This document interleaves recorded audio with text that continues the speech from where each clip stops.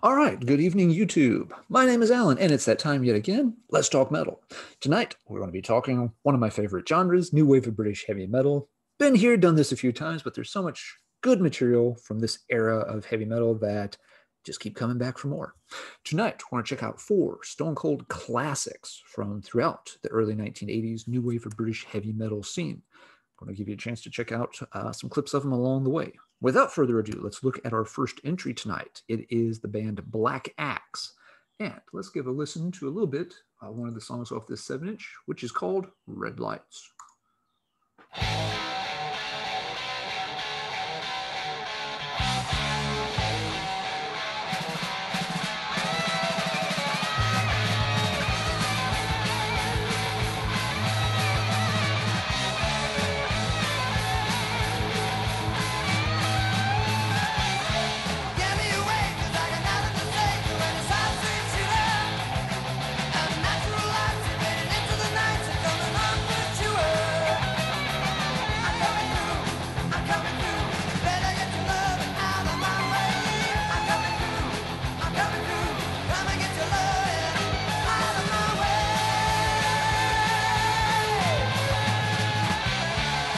All right, an absolute screamer right out of the gate with Black Axe on Red Lights.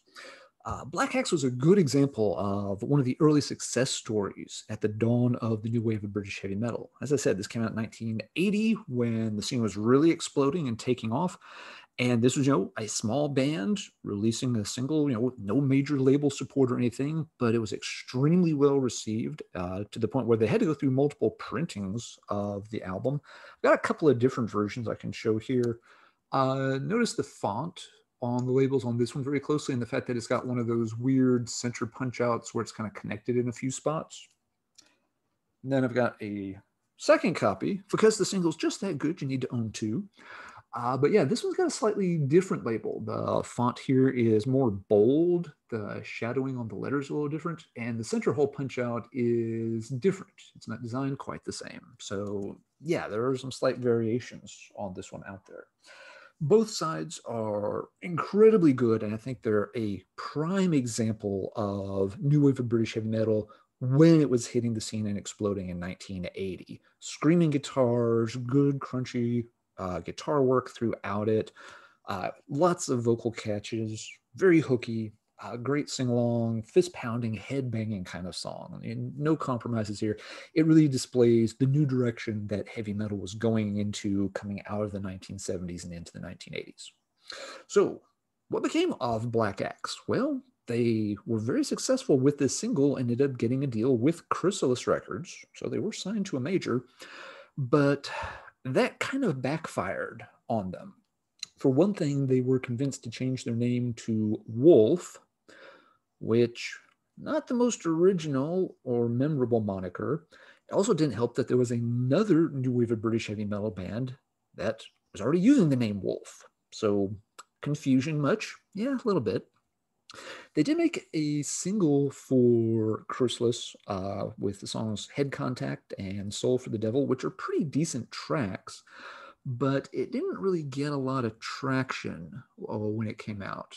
Double checking over here on my notes. I believe that single came out in 83. Let's see.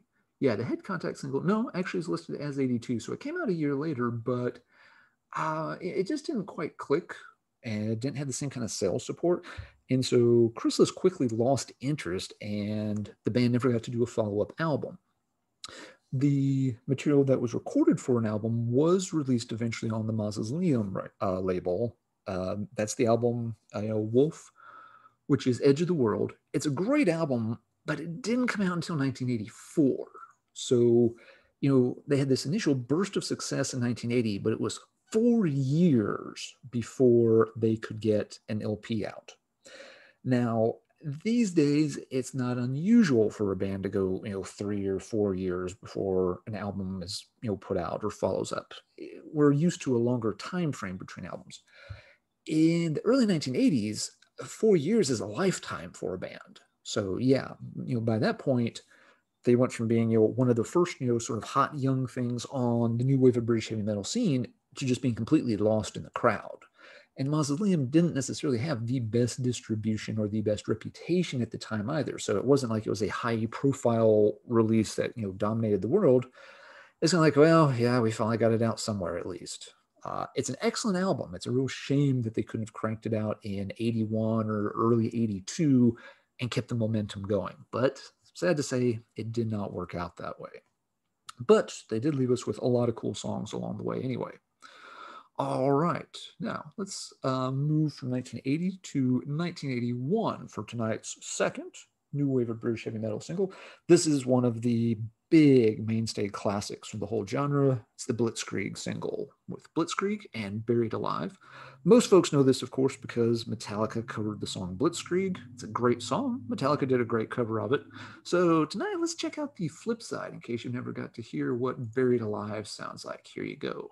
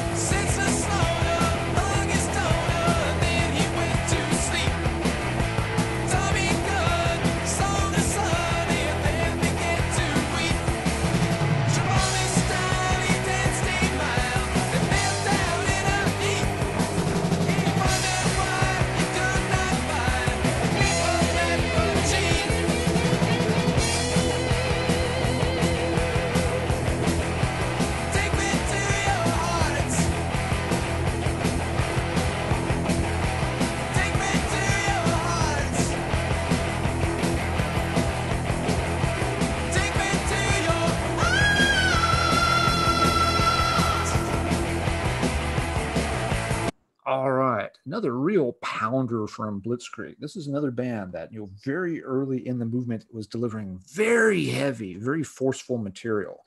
We're a long cry from a lot of the heavy metal from the 1970s, such as, Deep Purple and, their contemporaries. I like a lot of that stuff too, don't get me wrong.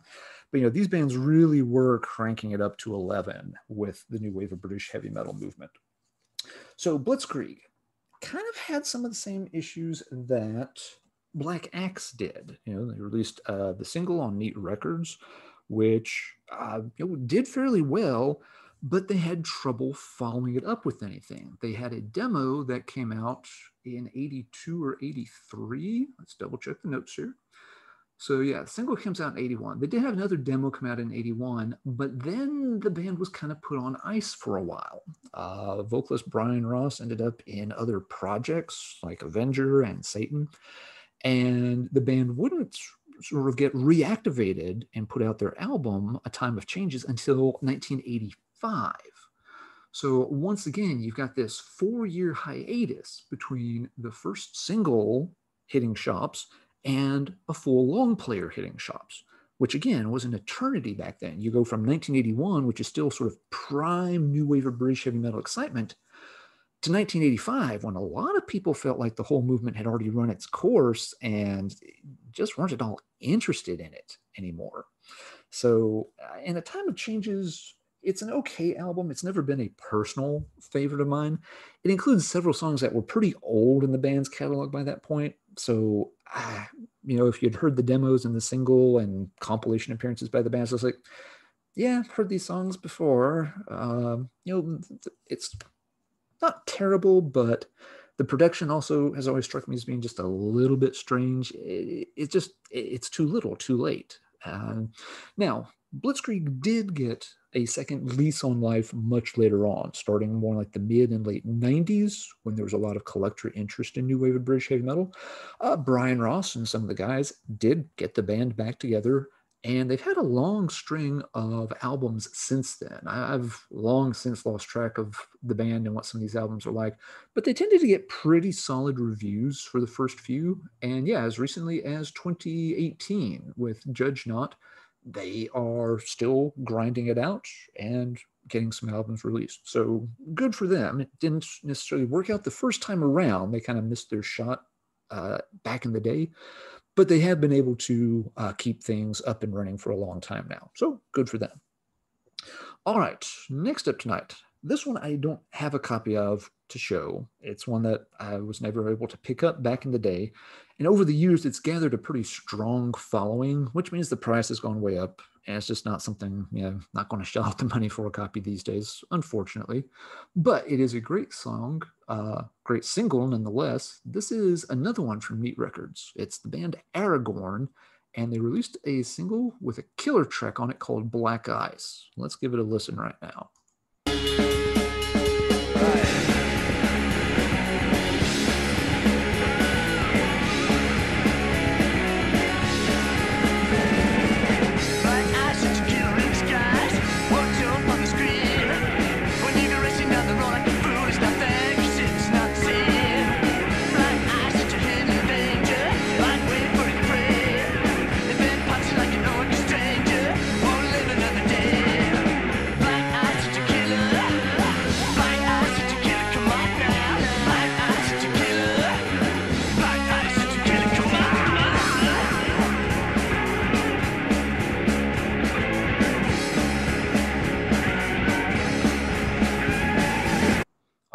So yeah, ARAGON, real rumbly track there. Good bottom heavy sound, moves at a very good pace, almost, again, slightly maybe punky leanings there a little bit in the backbeat. Excellent single with Black Ice on it. Aragorn is another band though that suffered the fate of far too many new wave of British heavy metal bands. They had demoed some material, they got the single out, got a little bit of attention, continued to demo stuff, but nothing came of it. And eventually the wheels came off and the band was no more. Thankfully, a lot of the stuff has been compiled later on with anthologies that you can still get. Last time I checked, they still had one on Bandcamp where you can get a lot of the old tracks. If you just want to download it, that's absolutely fine. You get to hear a lot of great music and it's very easy to access. There's nothing wrong with that whatsoever. Yeah, the Aragorn single is one that, when I first started collecting, it was not considered a big deal. I remember seeing that record on sale lists for literally like, $5, $7, $8. It was just, it's a title on Neat, whatever. It was not considered a major collectible in like the early and mid 90s. But over the years, more people have heard it and realized that, yeah, it's actually got some real kick-ass new wave of British heavy metal on it. And that's driven up the demand so that nowadays it costs a lot more than it used to. Sad for those of us who never got around to buying it back then. But again, music's pretty easy to access on the Noonday Anthology and others. So you can still check it out without having to pay a fortune for the original vinyl. All right, fourth and last for the evening. This one's a little later in the movement, going to 1985. And again, some people would say that by this point, the new wave of British heavy metal had run its course. Virtue would say, hold our beer, because we are going to stand up and fight. So yeah, let's check a clip of this one. We Stand to Fight by Virtue.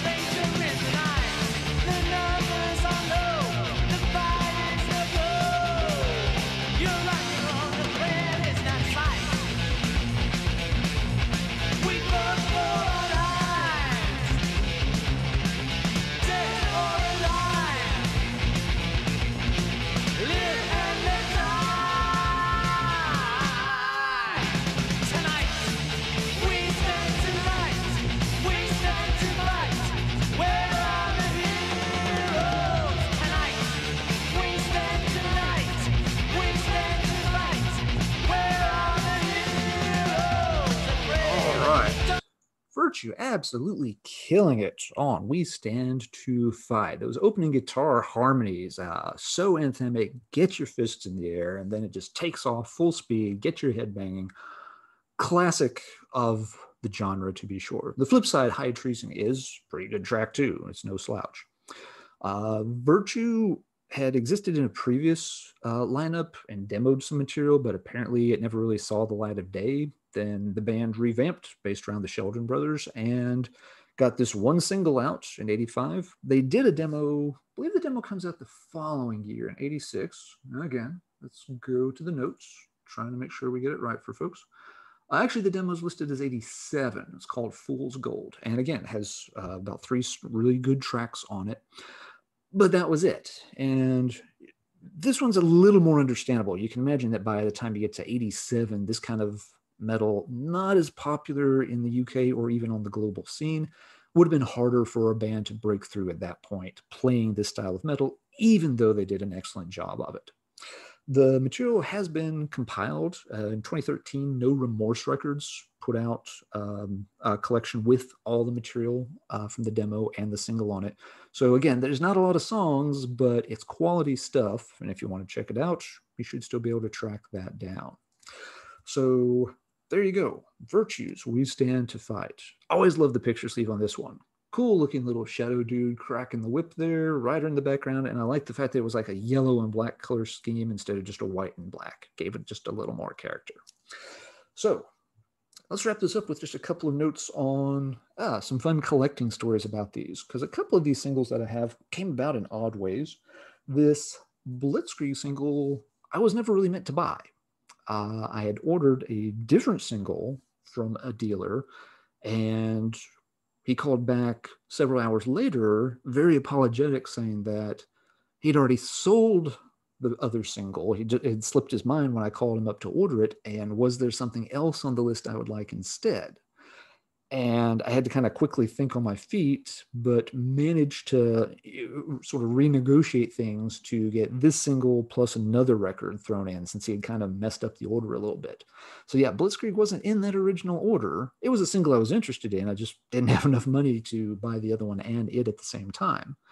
But because, that other single slipped through my fingers, but this really, really nice copy of the Blitzkrieg single came home to roost instead. With the Virtue single, the deal on this one was that I had gotten a copy of the Witchfinder General 12-inch EP Soviet Invasion, which I've never cared for a whole lot. It's just not my favorite material by them whatsoever. So I took it with me when visiting a dealer years and years ago. It's been over 20 years at this point, easily. And he was just like, "Oh yeah, I'd love to have that. I can, easily sell that."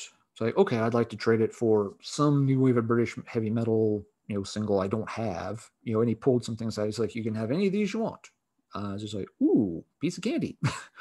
And funnily enough, he had 2 copies of the Virtue single. This is one I had seen and heard about, but I'd never gotten to hear the music on. So I picked up one of the copies. He's like, "I'd like this, but do you mind if I hear it before we finalize this? Just because I've never heard the music." He's like, "Yeah, no problem." So we put the copy on, started playing it, and it started skipping real badly. And he went over and checked the record, took it off, cleaned it, wiped it down, tried it again.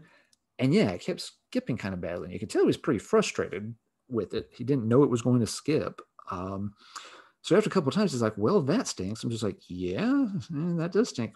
Can I hear maybe the other copy?" He's like, "Yeah, let's try that one." So we put this copy on the turntable and it played beautifully. I'm just like, "I'd like the one that doesn't skip, please." He's like, he was cool about it. He's like, "Oh yeah, absolutely, take that one." I have no idea if anybody out there has a copy of Virtue that has a lot of skips and pops and stuff on it. I think I know where that came from. I don't know what happened to that other copy. So yeah, I lucked out. If I hadn't been able to hear it in person, he might have sent me the other copy by accident, and then I would have had to have sent it back, and it would have been a thing. It would have worked out eventually. He was a very reputable dealer. But still, glad I got the chance to preview it before handing the good copy. All right, that is enough new wave of British heavy metal tonight. 4 absolute gems from the scene, plus a couple of fun little collecting tales thrown in there for everybody's enjoyment. That's it. Now let's talk metal in the comments down below. What do you consider to be some of the best new wave of British heavy metal singles from the entire movement?